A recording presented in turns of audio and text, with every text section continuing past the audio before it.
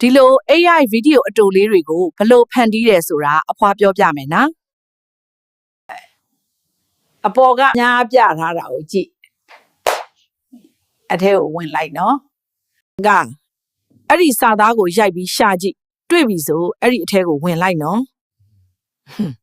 ဝိုင်းထားသောနေရာကိုနှိပ်ပါပြထားတဲ့ပုံကိုကြည့်ဖြတ်ထားတဲ့နေရာမှာ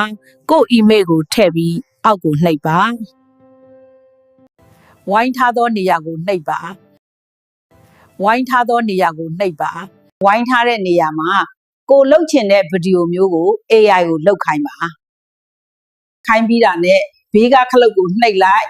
ခဏဆောင်6မိနစ်စာဗီဒီယိုရပါပြီအဖွားရဲ့ဗီဒီယိုကိုမိတ်ဆွေအတွက်အကျိုးရှိရင်အပေါင်းနှိပ်အသေးပေးကွဲမှန်ပြီးတငယ်ချင်းတို့သိအောင်လဲချဲ့ပြီးခဲ့ပါနော် follow လုပ်